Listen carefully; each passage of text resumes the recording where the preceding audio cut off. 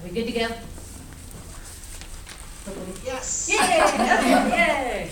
Okay, so my name is Diane Crayne Gardner, if you don't know me yet, and this is the Unschooling Pros and Cons.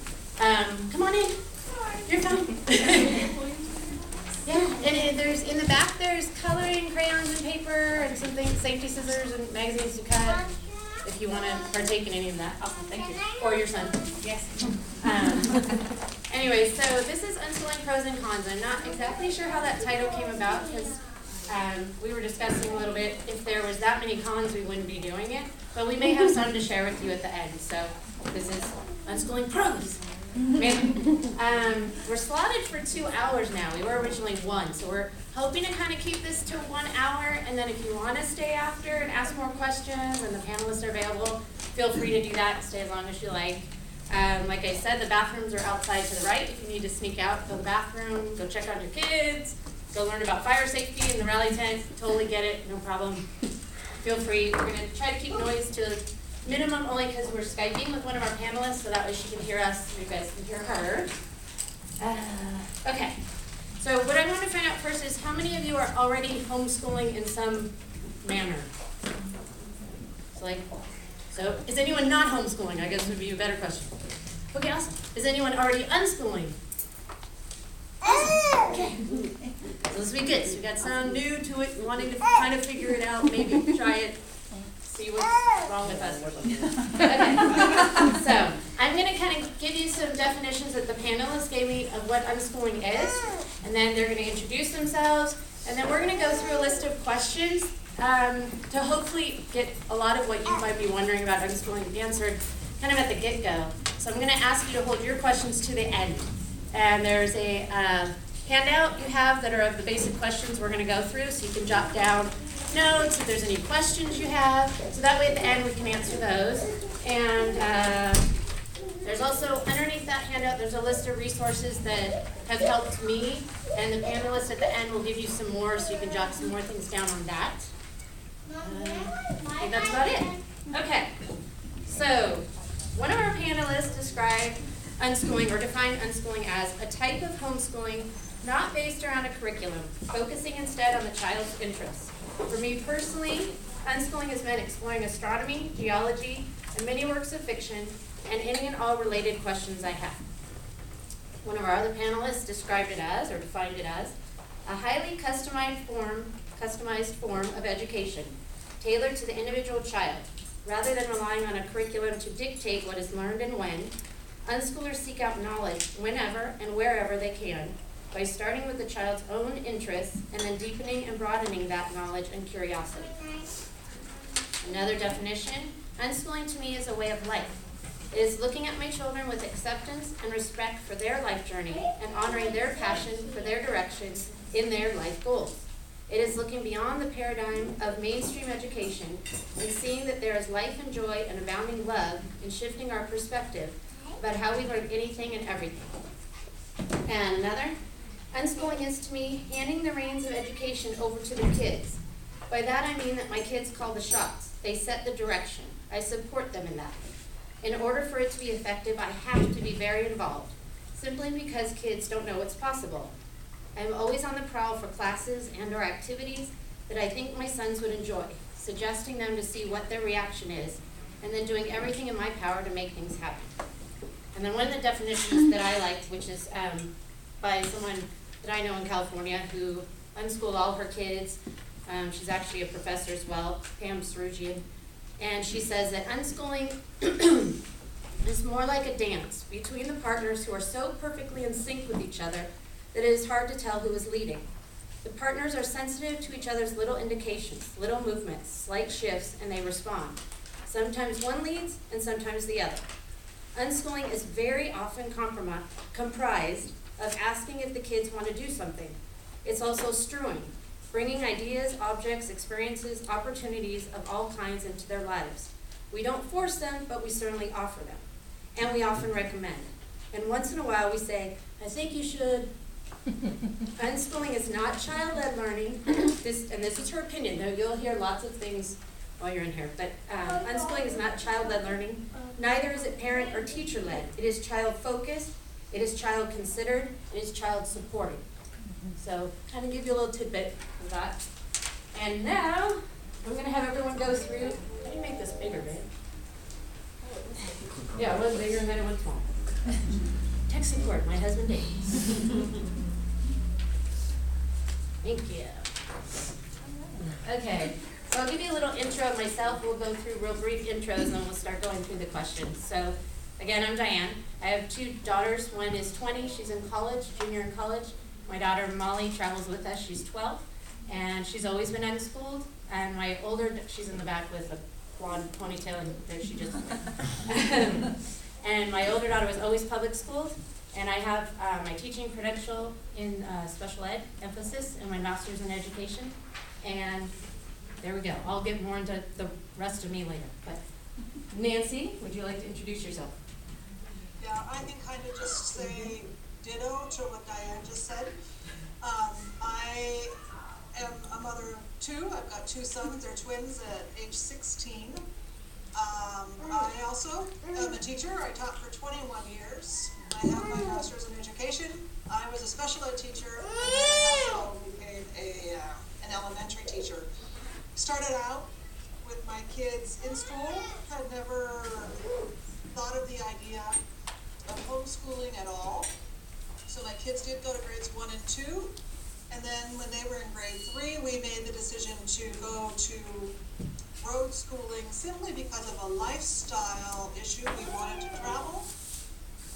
And so we took them out of school. But fortunately, by that time, we had spent, my husband's also a teacher, I should add, and we had spent enough years in the classroom to understand that kids learn. And ultimately, the goal was that kids learn. And it didn't really matter what they learned, just that they learned. And so when we took off and we ultimately spent 4 years riding on our bicycles, we spent 1 year going around the US and Mexico, and then ended up flying up to Alaska and riding our bikes down to Argentina. And so we took advantage of our time on the road for our children's education. So that's kind of how our development went. We're now back in Idaho. And my kids have chosen to be in school full-time, but Idaho is very open to working with homeschoolers, and so my kids are picking and choosing which classes they're in. They're not taking the standard routine that all kids take. They're taking classes that they have chosen. Perfect. Nancy? I'm Christy in Sensenig, and I can say ditto to a lot of the same things too. We have two kids. One is 21, our son is 21, and our daughter is 7. And we started off, and I also have credentials in special ed, but 3 of us here in a row. Yeah. But we started off public school with our youngest, or with our oldest, and he was public school till grade 8, through grade 8, and then we homeschooled him through high school, but we're now unschooling our daughter. Great. Good. Hi, I'm Zoe Bentley. I am a lifelong homeschooler. I have never taken a test until I started college. And right now I am working with NASA, and I run a website called Exogeology Rocks, all about the geology of other planets. And I'd love to talk about unschooling. Awesome. Thanks. Hi, I'm Greg Bentley. I'm her dad. My wife and I also have Tegan here, who's 13, and they've both been unschooled all their lives. Unlike everybody else, apparently, I have no teaching. I'm a software engineer, which seems to be kind of common in homeschooling families. And I'm here to answer whatever questions you have. Awesome. Okay, well, I think we'll start off with a little bit about, I know we're in different states, so do you want to start, Greg, and describe what is legal to homeschool and what state you're in? So we live here in Arizona, which makes homeschooling really easy. You fill out an affidavit of intent to homeschool, get that notarized, send it off, and you're done for all of grade school through high school. And that's all that we had to do. They don't do any testing or site visits or curriculum testing or anything like that. Christy, what? We are in Texas, so we actually do not have a whole lot of regulations to follow. In fact, zero. But we do maintain a journal of what we do, so we can just kind of keep track of what we do. But as far as Texas goes, they just ask that you cover certain subjects, and we do that every day. So that's Texas is really easy to homeschool. And Nancy, when the kids were unschooling before they went back to school, what state were you homeschooling through, and how did that work? We've always been through Idaho, and Idaho is a completely open state. The only thing we had to do was tell the local school that we were going to be homeschooling, and that's it. No documentation, no testing, no nothing. We can do anything we want. Okay. And our family, we homeschooled through California. I'm a California resident. My husband's actually a Texas resident, so we went through Texas. We didn't have to do anything. In California, we don't have homeschooling. We have public school or private school. And so the way that we are able to homeschool is either we join a public charter school, or we can file a private school affidavit. We establish our own private school, and so we've done it both ways. We've been in a charter school for 4 years, first 4 years, and the next 2 years we became our own private school. And there's no regulations on that, no testing, no record keeping per se. If someone should ever come to your house, there are certain things that are recommended you keep with you. For example, attendance record, but I consider that my daughter's never absent because you can learn every day. Right. So unless she somehow, knock on wood, was in a coma or something, she would never be absent. So that's how we do it in California.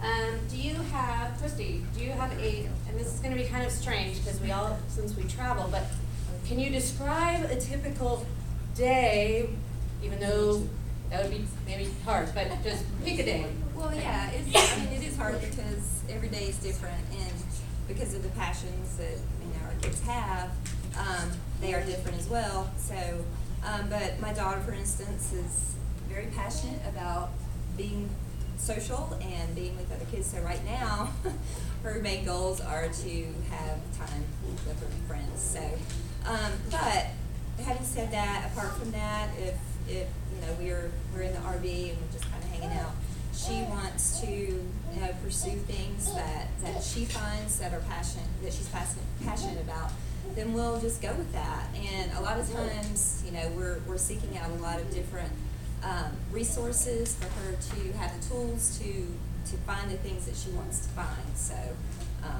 but that's, a typical day is just really going with whatever her passions are in that moment. Okay. Nancy, your typical days when you were, I don't know, if you don't know Nancy, maybe the name wasn't coming out at you, Nancy Sathre-Vogel, she's family on the bikes. Okay. So if you've ever seen it online or you've read her books, so her typical days are going to be pretty non-typical maybe for the rest of us. But I don't know, do you have a day maybe you can think of a great day when you guys were out and on the bikes? And I read your books. They're awesome. They are awesome. Thank you, that's sweet. I think for us, the key was taking advantage of wherever we were. As we were traveling, we were, and we continue to do that here in Boise. So for us, it was all about taking advantage of where we were at that time. And so I do believe, and my husband believes very strongly, that there are certain key skills that we feel are essential that kids know. We feel that they have to be able to read proficiently. They have to be able to write well enough that they can communicate their thoughts clearly and easily, and they need to be proficient with manipulating numbers. Now, all of those things could be quite easily incorporated into our daily life. And so we read a lot. Let's just say, for example, that we were going to be arriving at the Panama Canal. It could be Nazca Lines, it could be Machu Picchu, Galapagos Islands, wherever. So if we're arriving at the Panama Canal, we would, as a family, we would be working on researching that and trying to learn as much as we could about the Panama Canal before we arrived, simply because we discovered that all four of us, our takeaway from the experience was a lot more in-depth if we had spent some time researching it in advance. And so, again, it was that parent curiosity, I guess, and the parent drive to learn. You know, John and I wanting to learn about the Panama Canal, we're spending this time researching, we're researching with the kids, we're talking about it, we're looking at all different angles of the Panama Canal. So we're looking at the history of the canal and the challenges of actually constructing the canal. We look at the physics involved with how they designed a gravity bed system. Did you know there are no pumps at all in the Panama Canal? It's completely gravity fed. I didn't know that. We looked at the ecological impact of connecting the two oceans, the economic aspect of cutting off that whole trip around South America. So there's so many different aspects to the Panama Canal. And my kids wouldn't have known that unless we as parents were interested and we as parents were kind of driving that. So we're saying, wow, look at this is so cool, and then we would talk about it. And so we would try to do that with wherever we were. And then we could, you know, the kids would read about it, so they get online and they're researching and they're reading. So they're getting their reading in, they're getting their researching in, they're learning all of those skills. But it's in context of where we are and what we're doing at that time. Does that make sense? Yes. Yes. Yes. Yes. Okay. I'm gonna have Zoe kind of go to one of the next ones, and you can either describe your typical day or kind of incorporate it into the fact, because you're now doing some things at college classes and things like that. So do you want to talk a little bit about maybe what you did before you started college classes and how that worked and what you're doing now? All right. Okay. So, a typical day for most of my life and my sister's, well, we've had a few different types. We've had some travel days, which are absolutely wonderful. And of course, we learn whatever we can about wherever we are. We take advantage of where we are, just like we were hearing before. And we also had some stay-at-home days where we could relax for one thing, but we could read and do all sorts of activities, and one thing always led to another, and whenever we started talking about one topic, we would just keep on talking and asking questions and answering it to the best of our ability and finding out what else we could about whatever topic. It's a big part of our typical day. It still is. And what was the other typical day type that we had? Out and about. Out and about days that were more like day trips. And we'd go to Girl Scout meetings and out on errands and go on tours. Tours were so fun, and we still try to do as many tours as we can. And you can learn about all sorts of different places. I don't know if you have extra time here, you can go to the Sonoran Desert Museum, the Titan Missile Museum, the copper mine that's down in Sorita. I recommend all of those. So that's sort of as simplified as I can do about our typical days. And nowadays, my sister and I have both been really busy because we decided to really go in depth in all of our interests. My sister wants to be a ballerina and fashion designer, and now she's spending hours of every day of every week dancing and sewing. And as for me, I'm taking classes at a local community college and plans to transfer to the University of Arizona so that I can study planetary science. The University of Arizona is supposed to be the best place to be for planetary science, so I'm very much looking forward to that. Right now, I take classes on 2 days a week, and I spend all day on campus, and I spend a lot of my other days doing homework and studying, which sounds a little bit weird for non-school right now. But the reason that I'm spending my days like this is because I personally chose to do this, and I have the ability to choose to stop if I want to, or to take whichever classes I want. And right now, what works best for me is taking these classes. Awesome. Thank you. Was there an entrance exam? There was. It was